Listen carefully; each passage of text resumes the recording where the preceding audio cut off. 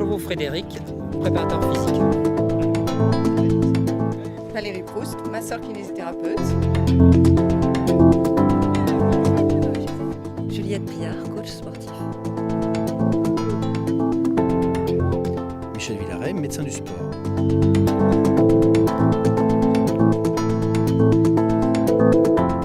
Saïd Beka, diabétologue.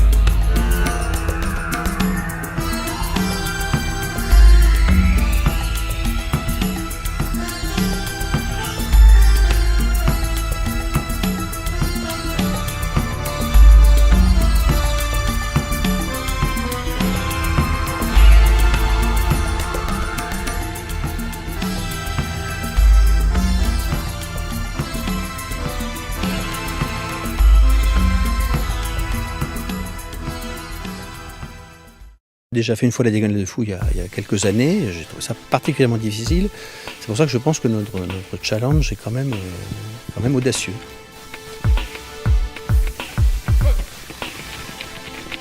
On ne rentre pas comme ça dans le ultra du jour au lendemain. La préparation doit être extrêmement minutieuse. Il est hors de question de perdre du temps, simplement de perdre des affaires parce que j'ai laissé mon kawaii ou ma fusil de détresse très au fond du sac.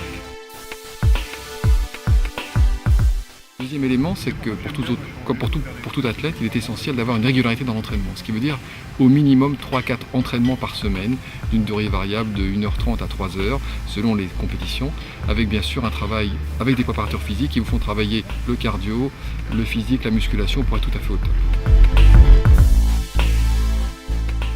Ils ont tous des personnalités différentes. Et moi, ce qui m'intéresse, c'est le côté humain. Le travail d'une année de préparation.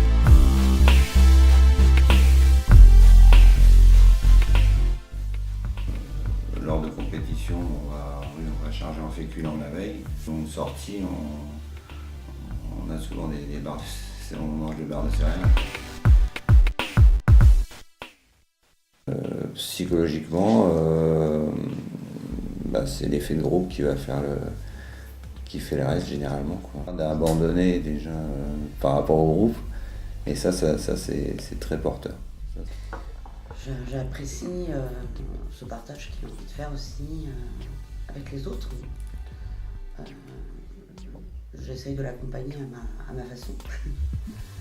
On peut réussir une course si mentalement on est fort à 70% en fait, plus que physiquement. Je pense que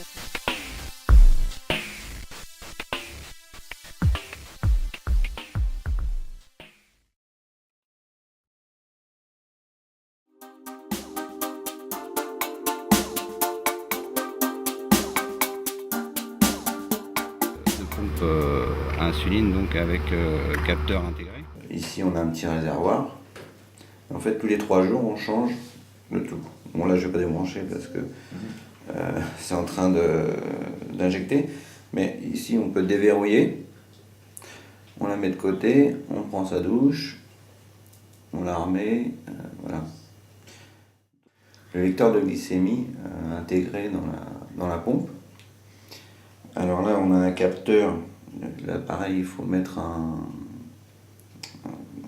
cathé. On a le capteur. Et lui, il transmet directement par radio à la pompe.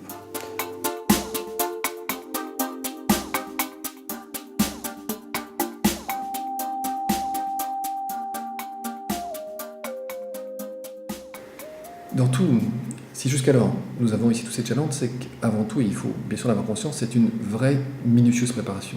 Il serait dangereux, voire extrêmement inquiétant de pouvoir considérer qu'on peut se lancer dans n'importe quelle aventure sur des challenges aussi importants sans un minimum de préparation. Et en fait, c'est pas un minimum, c'est un maximum de précaution. C'est-à-dire qu'il faut véritablement revoir avec son médecin, revoir avec son diabétologue, revoir avec son cardiologue tous les éléments déjà de la santé, mais bien sûr, avoir une précaution particulière sur les suivis glycémiques. Et l'exigence que nous imposons aux gens avec qui nous partons est énorme. Ce sont des gens qui font au minimum 6 à 8 contrôles par jour, à qui on demande par rapport à l'alimentation d'être extrêmement régulier, à qui on demande un engagement par rapport à la compétition, à qui on demande un suivi podologique, un suivi ophtalmologique, un suivi cardiologique très particulier pour être sûr de minimiser les éventuels incidents.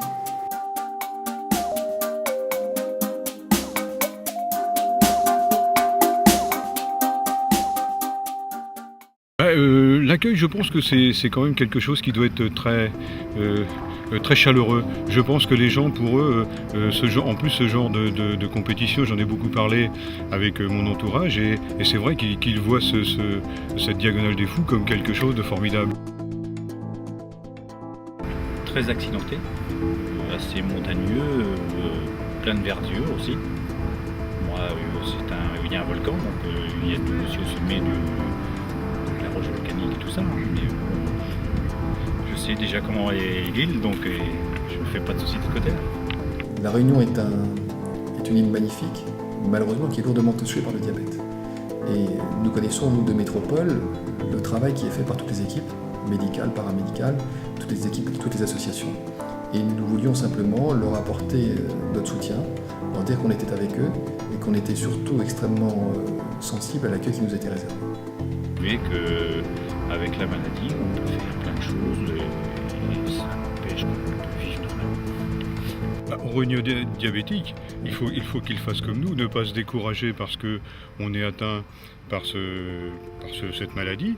Il faut au contraire se battre. Et moi je sais que, à mon image ou à l'image de mes collègues, on a des exemples parce qu'on arrive à faire du sport même de haut niveau et on arrive à faire plein de choses dans des conditions qui sont maintenant tout à fait acceptables comme une personne valide, quoi.